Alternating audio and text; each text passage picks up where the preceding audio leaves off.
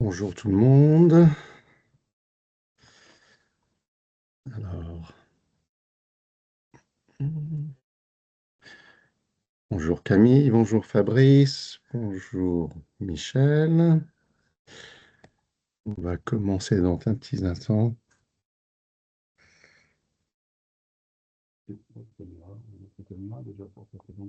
Bonjour, avec le micro, ça devrait mieux aller. Bonjour Frédéric. Alors, est-ce que vous m'entendez tous? Oui, Oui, oui, bonjour. Bonjour pour le sur le brive, Fabrice. Fabrice, bonjour.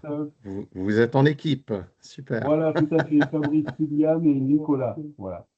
On est à Excellent, trois. excellent. On est à trois. On rentre pas tous sur l'écran, mais on est bien présents. En Excellent, forme. merci. Guy, bonjour.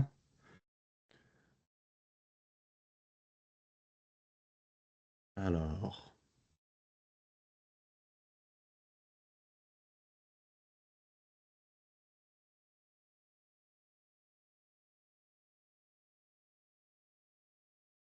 bon, ben on va commencer alors. Bonjour et bienvenue donc à cette deuxième séance de la série de la fragilité structurelle à la maîtrise opérationnelle. On aura 7 webinaires, 7 séances en total, le mardi tous les 2 semaines. Euh, Quelques rappels pratiques. Je suis en train d'enregistrer la séance et elle sera disponible en rediffusion après. Pour les questions, le chat est ouvert à tout moment. On aura 10 minutes à la fin pour des petites discussions QR. Donc, je regarderai le chat à la fin. Alors, dans la première séance, nous avons établi que la stratégie est le pilier qui conditionne tous les autres. Et Euh, si vous n'avez pas vu ou pas pu assister, je mets maintenant dans le chat le lien. Voilà, comme ça, vous pouvez regarder après la discussion de la dernière fois. Mhm. Donc, sans définition partagée du succès, sans des périmètres explicites, sans des résultats liés au risque organisationnel, une salle de contrôle ne peut pas se gouverner. Donc ça, c'est la stratégie, le pilier stratégie. Aujourd'hui, on se concentre sur le pilier personnel. Je vous rappelle que quand je parle de salle de contrôle, j'inclus bien évidemment les centres opérationnels, les CSU, les S10, tout ce qui est centre de commandement, contrôle, communication, supervision. Donc, j'utilise le terme pour tout inclus. Donc, la stratégie dit ce que la salle doit accomplir. Le personnel est l'un des déterminants clés de sa capacité à y parvenir. Et pourtant, quand on fait nos audits sur les salles et les centres opérationnels, le personnel est presque toujours le moins bien investi des 7 piliers. On adore la technologie, bien sûr, on investit beaucoup, c'est cher, mais le personnel, toujours le plus bas. Et c'est pas seulement une question de budget de formation, de salaire. La conversation de ce matin va aborder ce pilier à travers 3 prismes. Qui recruter et comment? Comment développer les compétences et comment préserver l'expérience? Donc, je mets mon petit tableau.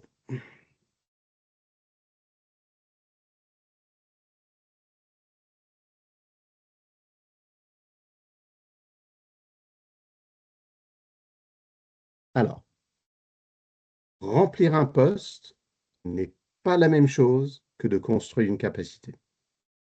Donc, si vous deviez recruter demain un opérateur pour votre salle, sur quels critères est-ce que vous allez évaluer réellement? Est-ce que c'est l'expérience, les qualifications, peut-être par un entretien classique, mais comment évaluer la façon dont ce candidat traite l'ambiguïté, par exemple, les priorités en conflit, leur capacité à raisonner et à décider sous pression. En plus, quand les informations sont partielles ou incertaines. Dans la majorité des salles de contrôle que je visite, ces aptitudes, en fait, ne sont pas évaluées. Pas parce que on les juge pas importants, mais parce que les dispositifs en place n'ont pas été conçus pour elles. Elles ont été conçues pour un recrutement dans des fonctions plus génériques, où les risques sont moins importants.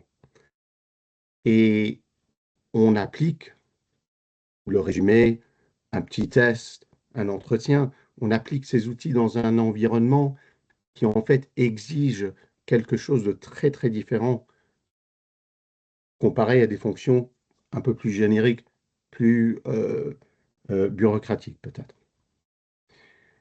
Et quand ces outils échouent, quand les nouvelles recrues échouent à la formation, quand un opérateur ne tient pas sous la pression opérationnelle, quand vos meilleurs opérateurs partent, la réponse habituelle, c'est de traiter ce turnover comme un coût RH. Un poste vacant, un autre recrutement, un petit coup sur un affiche de tableau bord. Mais le turnover, c'est en fait une perte de maturité.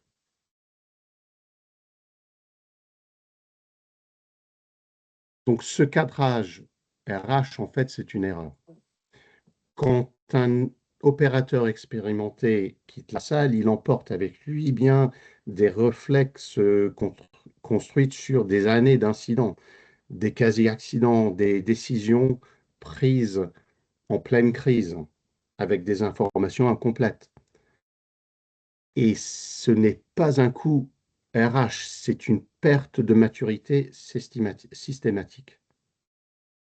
Et cette expérience-là, aucun recrutement ne la remplace au jour au lendemain. Donc remplir un poste, c'est mettre quelqu'un en place. Mais construire une capacité, c'est s'assurer que cette personne peut prendre les bonnes décisions au moment critique, dans 6 mois, dans 2 ans, dans 3 ans, dans 10 ans, et contribuer à la maturité collective de l'opération. Donc, quand je regarde les salles de contrôle, les centres opérationnels, je vois en fait 3 angles morts systématiques dans la gestion du personnel des salles.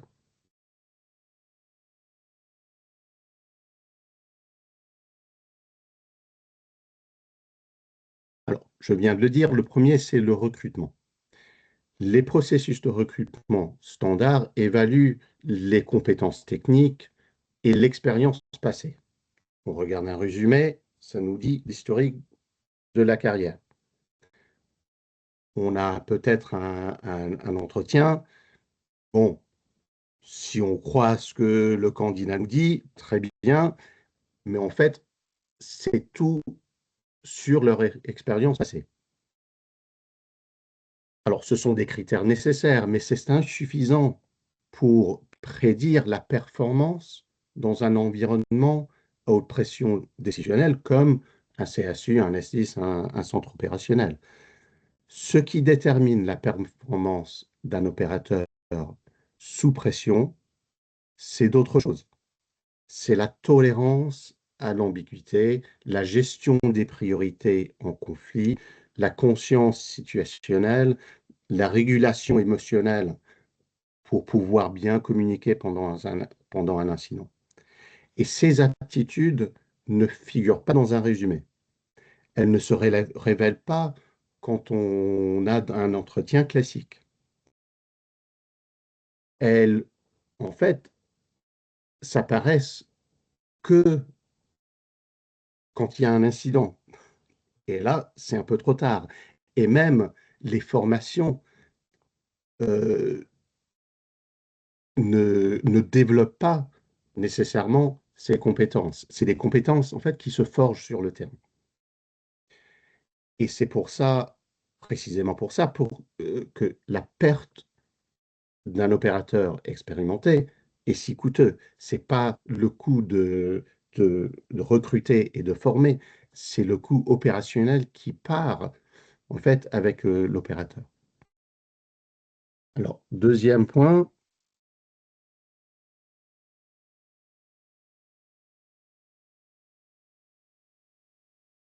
la formation n'égale pas le développement.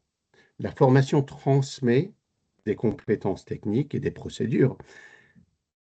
Elle est indispensable, mais elle ne suffit pas. Le développement, en fait, c'est autre chose. C'est la capacité à réagir, à décider quand la procédure ne correspond pas exactement à l'incident. Et en fait, presque tous les incidents ne suivent pas nos procédures. Les incidents n'ont pas lu notre bouquin de procédure, ils n'ont pas fait la formation. Donc, dans presque tous les cas, les incidents partent dans des directions pas toujours imprévues, mais, mais pas ce qui est écrit sur le papier et les points à suivre. Donc, la formation est là pour empêcher l'équipe de stagner, de continuer à fonctionner face à des risques qui évoluent. C'est maintenir le niveau de performance, un peu comme un athlète qui s'entraîne, non pas pour le prochain match, mais pour rester au sommet de sa forme sur la durée. Une équipe qui ne se développe pas régresse. Elle ne reste pas simplement au même niveau, elle régresse. Parce qu'on est toujours, les risques sont toujours en train d'évoluer. Donc, troisièmement,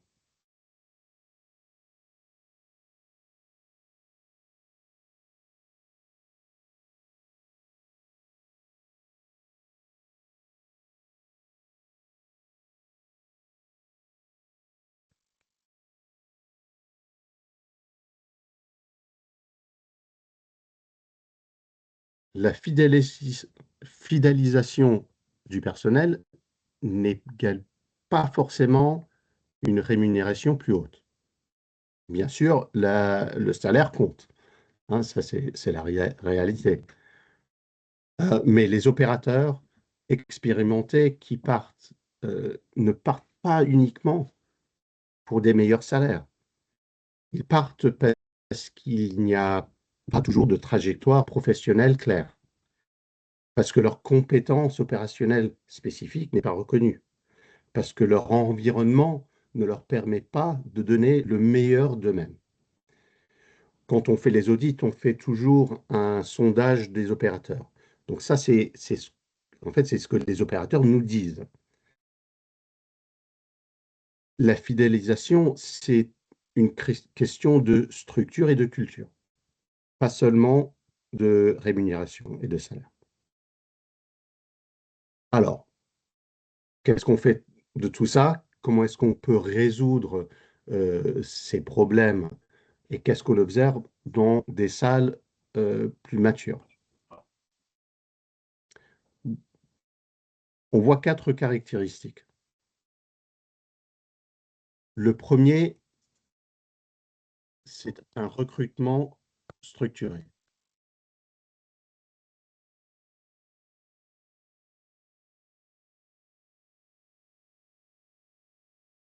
Ça veut dire quoi?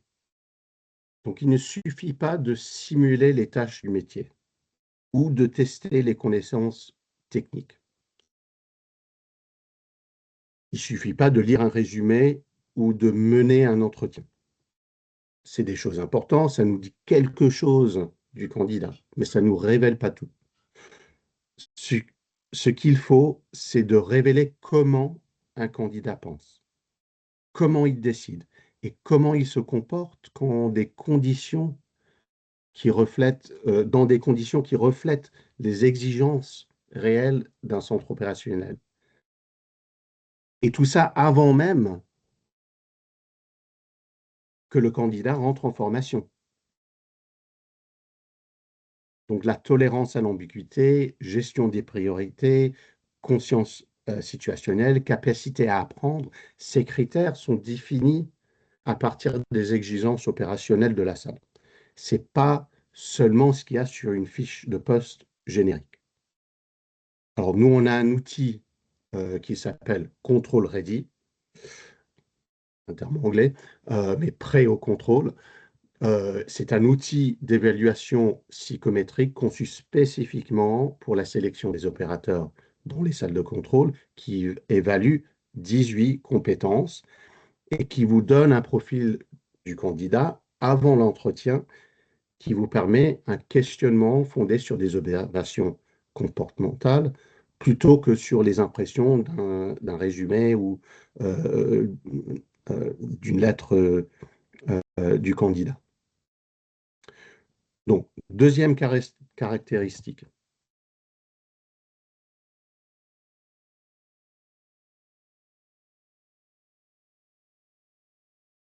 Un développement qui est aligné sur les exigences des opérations.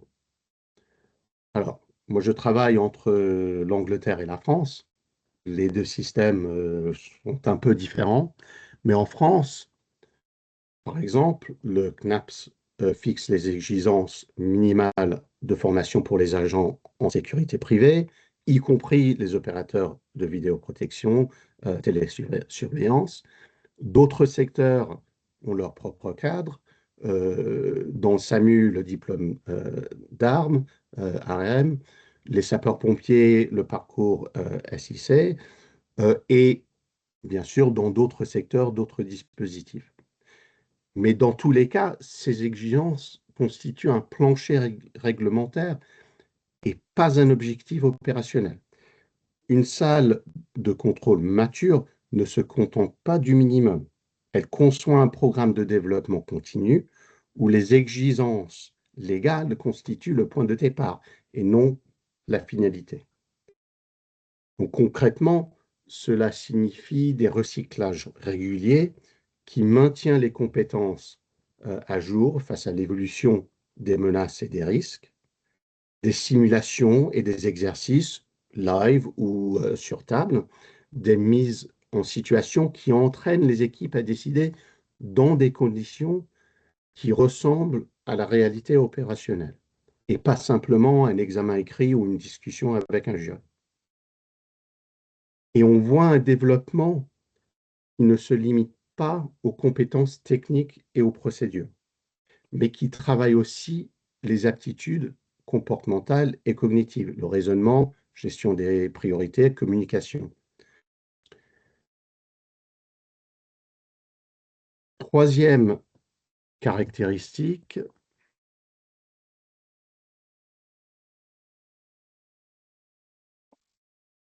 c'est une trajectoire professionnelle explicite. Donc, dans les salles immatures, moins matures, les opérateurs, ils savent ce qu'ils font jour à jour, mais ils ne savent pas où ils vont.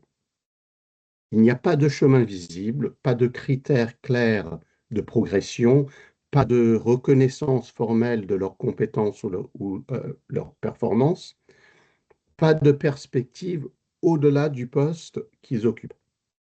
Donc, pas de culture d'ambition.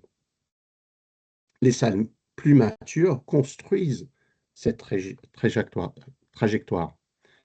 Des niveaux de responsabilité progressifs, donc opérateur senior, chef d'équipe, superviseur, etc., avec des critères explicites pour passer de l'un à l'autre, fondés sur les compétences opérationnelles et pas uniquement sur l'ancienneté.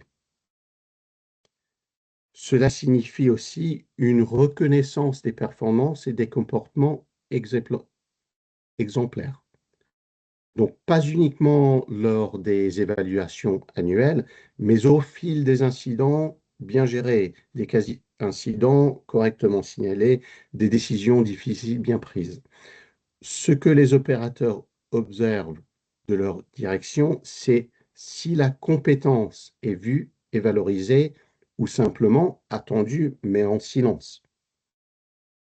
Et enfin, des opportunités concrètes. Donc, pas tout le monde peut avoir une promotion, mais il y a des opportunités qu'on peut partager. Des participations à des exercices, contribuer à la révision des procédures, prendre des responsabilités ponctuelles d'encadrement. Ce sont ces expériences que les opérateurs nous disent quand on fait nos entretiens et nos sondages, c'est ces expériences qui, construisent les futurs chefs d'équipe, mais aussi qui retiennent les opérateurs, et en fait, les opérateurs qui valent la peine d'être retenus. Il faut faire la différence. Et le quatrième caractéristique,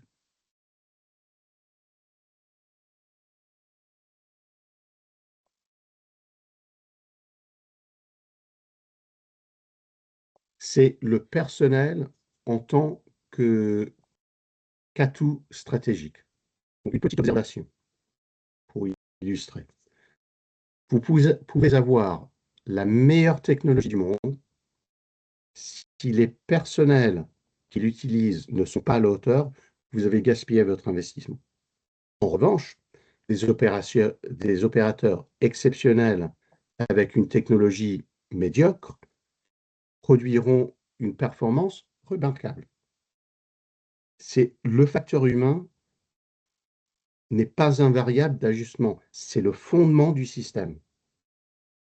Donc, traiter le personnel comme un atout stratégique, c'est donc d'abord créer les conditions pour que les opérateurs puissent donner de leur mieux à l'organisation, d'avoir les bons outils adaptés à leurs tâches, un environnement conçu pour réduire la charge cognitive, des procédures qui soutiennent le jugement plutôt que le remplacer. Mais c'est aussi une question de culture. Une culture qui reconnaît que la performance d'une salle est collective, pas une somme d'individus qui travaillent en parallèle.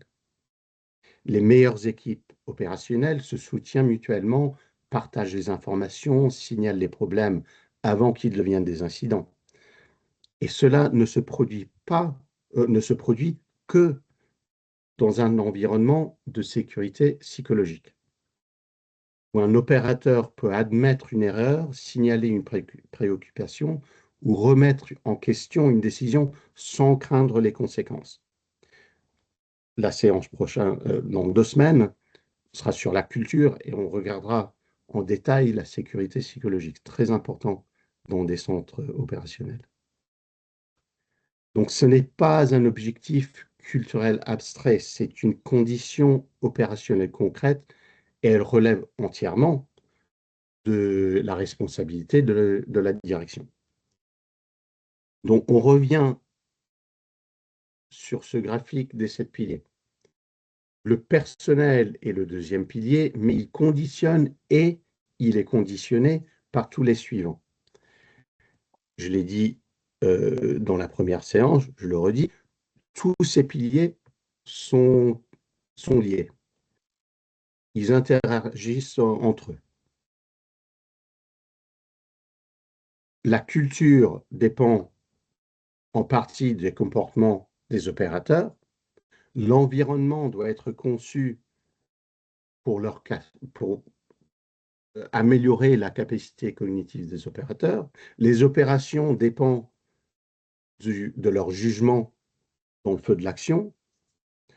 Donc, un personnel sous-investi, en fait, fragilise le système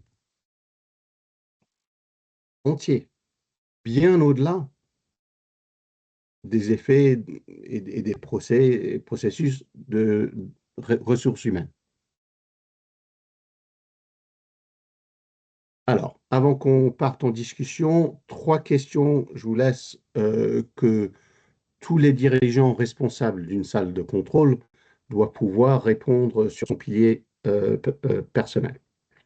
Le premier, votre processus de recrutement évalue-t-il les aptitudes cognitives et comportementales ou seulement l'expérience et les qualifications? Si la réponse est principalement l'expérience, les qualifications, vous ne savez pas comment ce candidat va se comporter sous pression dans les opérations, même après formation. Et ça, vous le découvriez lors d'un incident.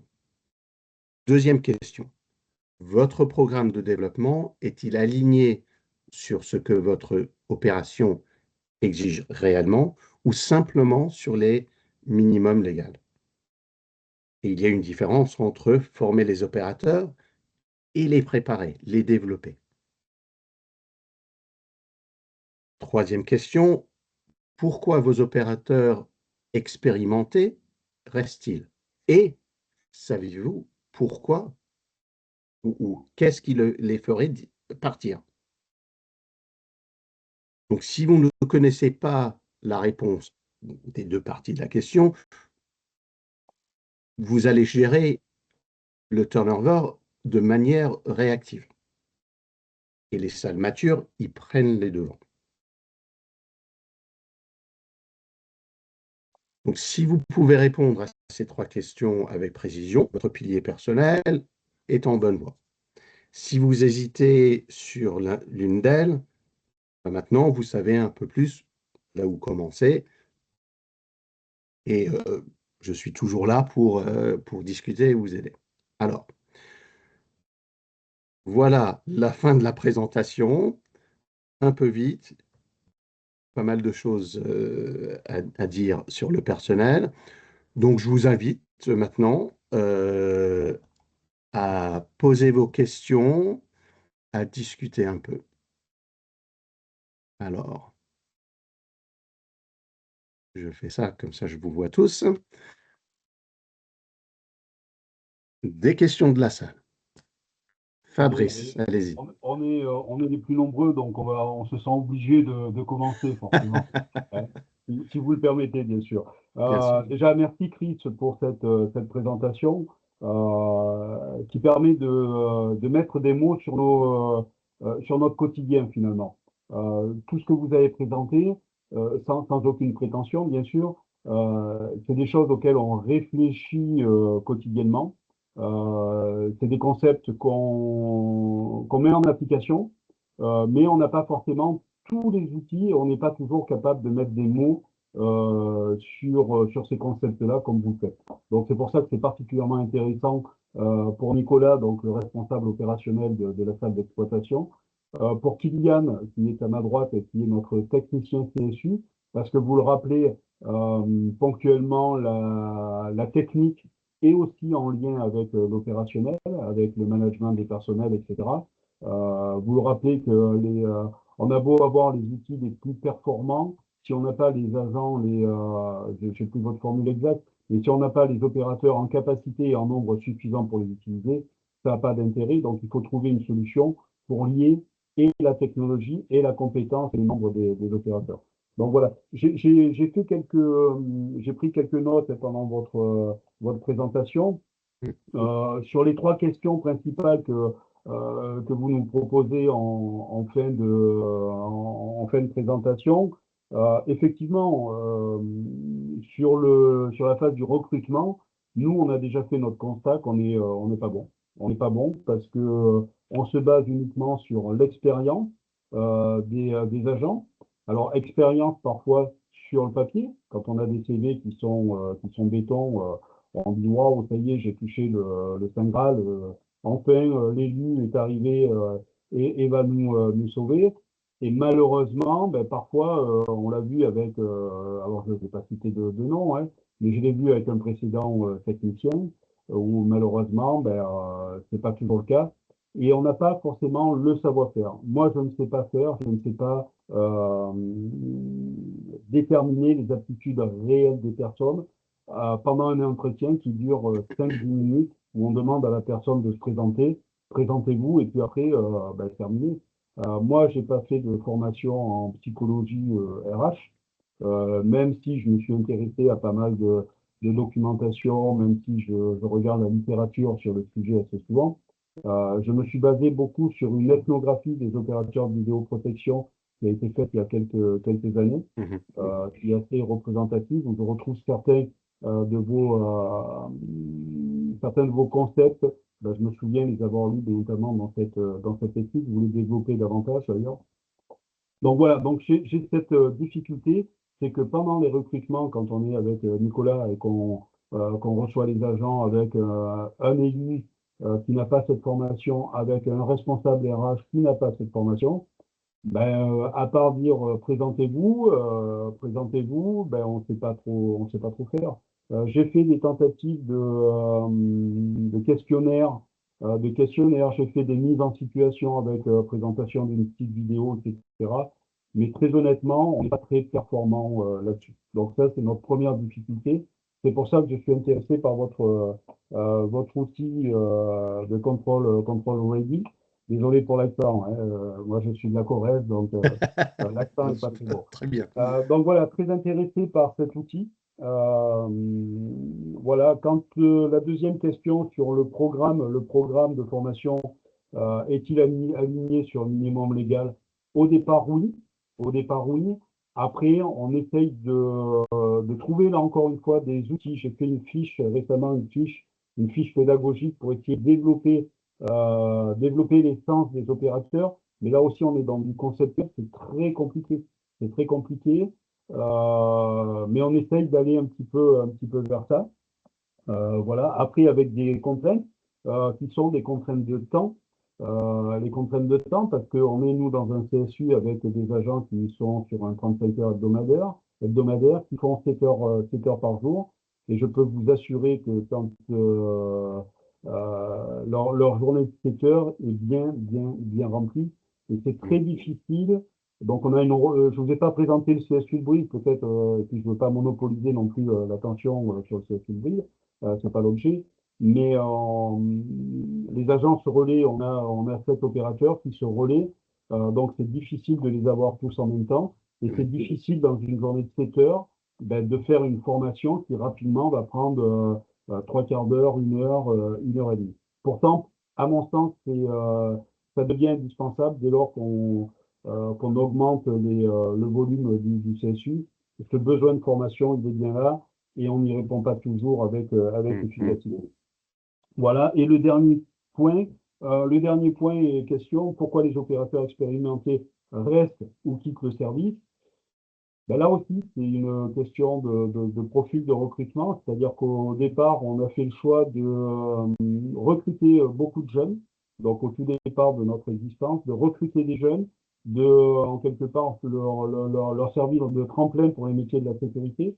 Donc on fait cette période pendant 2 ans, 3 ans de formation des agents, et effectivement, les meilleurs s'en vont rapidement parce qu'ils passent les concours pour entrer en police municipale, en gendarmerie, en police nationale. On les aide dans ces préparations-là. Moi, je les aide à titre, avec Nicolas, on les aide dans les préparations des concours, etc. Et malheureusement, on les forme, et quand ils deviennent réellement opérationnels, très souvent ils nous quittent parce qu'on n'a pas les moyens de les retenir. Et puis que, encore une fois, c'est souvent des jeunes et qu'ils ont besoin de découvrir d'autres choses que l'espace clos d'une salle de contrôle. Beaucoup ont besoin d'aller et ont l'envie d'aller sur le terrain. Donc voilà. Après, ce que j'ai pu retenir, c'est aussi dans les atouts stratégiques, la reconnaissance. On le met en place. On le met en place, c'est-à-dire qu'on a des agents qui sortent un petit peu d'îlot, qui prennent l'ascendant sur les autres, et rapidement, on essaye de leur donner des responsabilités. Mais c'est qu'une reconnaissance, on va dire, honorifique. Il y a très peu de moyens de rémunération des agents. Mais j'ai effectivement donc Nicolas qui est à nos côtés, qui est le responsable opérationnel. Mais j'ai aussi des agents qui sont un peu plus anciens, qui ont plus d'expérience, qui sont, on a gardé un jargon un petit peu militaire de faisant fonction. Donc, ça permet de les honorer un petit peu avec ce rôle de faisant fonction de responsable de salle, et je m'appuie énormément sur ces compétences. Avec juste un petit bémol, c'est que le fait de définir des agences, il y a aussi un risque de mise en concurrence, des agents. Et ça, j'ai eu une expérience avec une équipe où il y avait une forte concurrence entre ces agents. Et je me suis rendu compte que c'était pas bénéfique parce que les agents, parfois, ont tendance à se critiquer, et c'est très, très compliqué de créer une valeur d'équipe dès lors qu'il y a une mise en concurrence. C'est là aussi où il peut y avoir des difficultés. Voilà. Donc voilà en gros un petit peu ce que j'ai pu retenir, qui vous présenter par rapport aux trois piliers, aux trois questions clés. Je pense que ces questions, on se les pose au quotidien, mais on n'a pas toujours les outils pour y répondre efficacement. Et c'est aussi pour ça qu'on a rejoint ce webinaire. On n'a pas vu encore le premier, mais on va s'attacher dans la foulée à s'y intéresser. Et voilà, donc très heureux d'être avec vous et d'apprendre de vos expériences. Voilà. Fabrice, merci pour ce partage. Donc, je ne vais pas présenter notre outil parce que il n'y a pas le temps et je préfère laisser ces webinaires à une discussion qui n'est pas commerciale. Euh, mais en fait, votre expérience n'est pas unique. Euh, et alors, il y a beaucoup de recherches euh,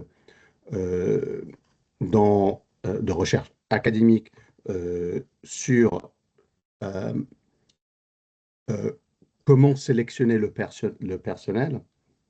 Et ce qu'on a fait, c'est on a regardé à travers ces recherches dans le domaine générique, mais aussi il y a quelques expériences dans le recrutement d'agents euh, en vidéosurveillance, en service de secours, etc. Et on a regardé en parallèle, euh, en fait, quelles sont les compétences qui soulignent un opérateur, un agent performant, qui n'est pas des compétences techniques. Parce que je peux apprendre à quelqu'un des compétences techniques, comment manipuler les caméras, etc. Ça c'est quelque chose qui s'apprend en formation. La façon dont quelqu'un pense pendant un incident, comment il regroupe toutes les informations incomplètes pour prendre une décision, pour formuler un plan d'action, comment il communique avec les agents sur le terrain et qu'ils organisent l'intervention à un incident, ça c'est plus difficile à entraîner. C'est pas impossible, mais c'est plus difficile. Donc on veut recruter des personnes qui ont déjà ces capacités et d'avoir un historique sur mon résumé en disant j'ai fait 10 ans dans cette salle, là, en fait, super, mais j'aurais pu faire 10 ans à rien foutre dans un coin et en fait, la direction était très contente que je parte trouver un autre emploi. Bon, donc, on ne sait pas réellement comment les gens vont réagir quand ils sont euh, à la table devant l'écran en train de gérer des incidents. Euh, mais non plus, on ne voulait pas euh, créer des tests qui avaient besoin d'avoir un, euh, des compétences techniques et d'avoir été agent dans une salle d'avant. Parce que sinon, comment est-ce qu'on recrute quelqu'un qui est super adapté à ce type de travail, mais en fait, qui n'a jamais travaillé dans une salle de contrôle? Bon, il faut trouver un moyen où on peut donner des tests, donner des épreuves, sans que la personne ait cette connaissance technique, etc. Donc, je peux vous envoyer, je vais vous envoyer à tous un peu plus d'informations. C'est des épreuves en ligne, mais conçues spécifiquement avec les salles de contrôle, pour les agents de salles de contrôle. Euh, il y a trois parties, des épreuves individuelles, une discussion sur des scénarios, euh, c'est pas des incidents n'importe, mais on ne demande pas la réponse complète, mais qui nous décrit comment ils vont penser leur pensée pendant ce scénario. Et après, une discussion en groupe pour voir comment ils interagissent entre pairs et la communication, etc. Euh, et puis après, on vous donne un rapport en disant, voilà Chris, voilà ses compétences, on donne un score. C'est à vous après de décider si cette personne vient en entretien ou pas, mais on vous donne aussi des questions à poser pour que l'entretien soit en fait plus intéressant et plus révélatrice. Euh, bon, je peux vous envoyer un peu plus d'informations là-dessus. Euh, sur les responsabilités, c'est... Alors, il y a bien sûr des agents qui disent, moi, je ne fais plus rien si vous me payez pas un peu plus, hein. Bon, ça, on connaît bien. Mais c'est peut-être pas eux où on veut concentrer. Donc, quand on fait nos sondages et les entretiens pendant les audits, on trouve plus souvent des agents qui aimeraient bien avoir un peu plus de responsabilité ou peut-être qui aiment la technologie, par exemple. Donc, quand on installe une nouvelle technologie, bah, pourquoi pas les utiliser en tant que champion, en anglais on dit super user, un utilisateur un peu plus avancé, on leur donne un peu plus d'entraînement, ils peuvent aider à former leurs collègues, par exemple. Donc, il y a, il y a, il y a des façons d'encourager le personnel qui n'est pas toujours lié à, euh, une augmentation de salaire. Mais vous avez décrit, et c'est mon expérience aussi, j'ai géré pendant longtemps une salle opérationnelle de police à Londres, euh, et on avait beaucoup d'agents qui venaient parce qu'ils voulaient rejoindre la police en tant que policier. Bon, ça leur donne une expérience, ils font partie de l'équipe, ils font partie de l'organisation déjà. Euh, donc, de, de perdre les agents de cette manière, pour moi, c'est moins difficile, c'est moins douloureux que quelqu'un qui part parce que, un, ils sont pas vraiment alignés à ce type de travail, ou ils partent parce qu'ils pensent que les conditions ne sont pas bonnes. Et c'est ça en fait, que j'essayais de dire dans ma présentation. C'est on veut retenir les bons agents pour les bonnes raisons. Et on les laisse partir pour les bonnes raisons. Voilà, c'est une balance. Alors, est-ce qu'il y a d'autres questions, observations? Oui, Camille. Oui, bonjour. Merci pour cette présentation. J'avais juste une question, enfin j'avais deux petites questions Oui. sur le développement. Quelle est la part pour vous qu'on doit investir entre développement individuel et développement collectif au sein d'une équipe et comment l'articuler?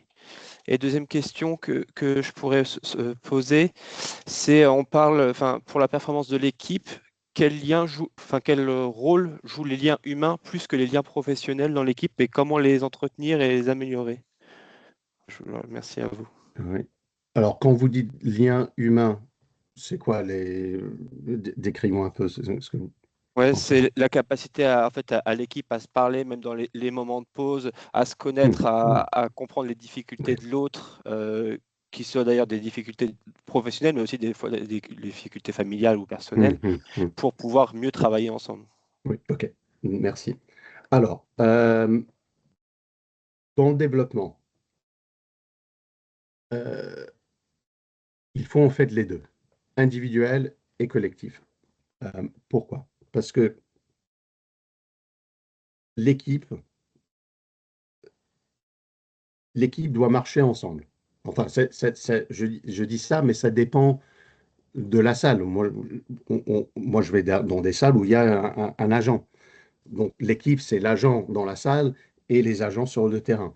Donc, c'est une dynamique un peu différente. Mais si vous avez une équipe dans votre centre, elle doit travailler ensemble. Donc, les formations collectives, euh, ça peut être une présentation sur un nouveau risque, une présentation sur euh, des réglementations qui ont changé.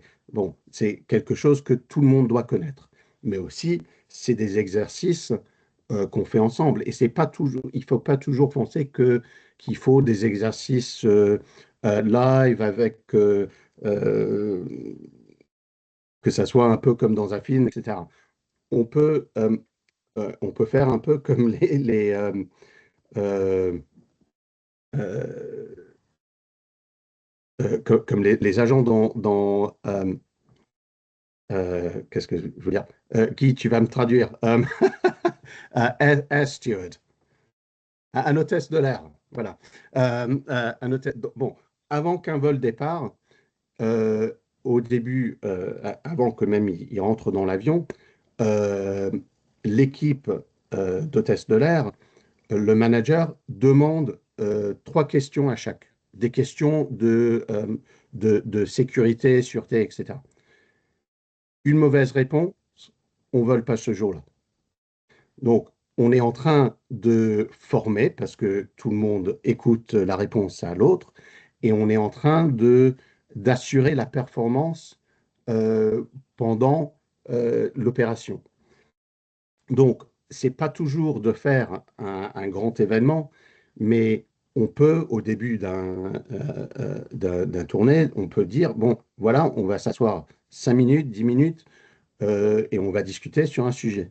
Et si on fait ça tous les jours, ou tous les 2 jours, au fur du temps, on a couvert pas mal de sujets, ce qu'il faut. Donc, en équipe, peut faire plein de choses.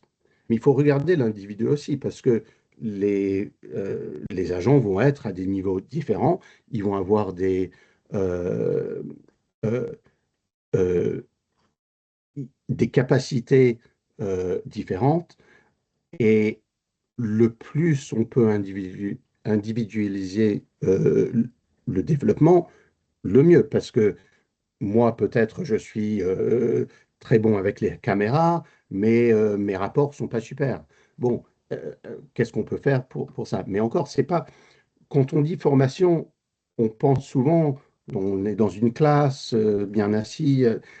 Le développement, c'est pas ça. Le développement, c'est de trouver des moyens d'augmenter la capacité et la performance. Donc, ça peut être que pendant les 7 heures que je suis dans la salle, j'ai un superviseur qui vient s'asseoir à côté de moi en disant, bon, est-ce qu'on regarde ton rapport de hier? Voilà où on peut améliorer, etc. Donc, c'est c'est pas toujours d'avoir une formation très formelle où il faut être en classe. Euh, donc, les deux sont importants, mais ça peut être très varié, euh, la méthode dont on utilise. Donc, les liens humains, les liens professionnels. La réalité, c'est qu'on est dans un contexte professionnel. Donc, qu'est-ce qui est plus important pour moi, en tant que chef de salle? C'est les liens professionnels. Si vous êtes amis dehors, super, mais ce que je veux pas dans la salle, c'est l'animosité,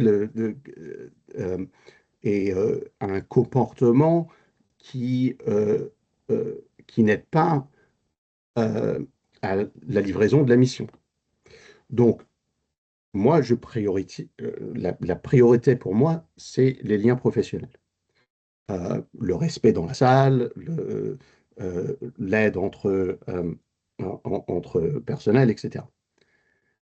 Mais on est tous humains, il y a des effets, bon, pas tout le monde s'entend entre eux, et c'est à la supervision, à la direction, d'essayer de gérer cet environnement. Il faut, alors, quand je parlais de culture, j'ai parlé un peu de la sécurité psychologique. Donc, c'est pour la direction de créer un environnement où, même si on n'est pas tous copains, on peut, merci Frédéric, on peut quand même avoir une discussion honnête, respectueuse, et on peut, si quelque chose ne va pas dans la salle, on peut le déclarer. Et ça, c'est ça à voir avec la culture. Mais,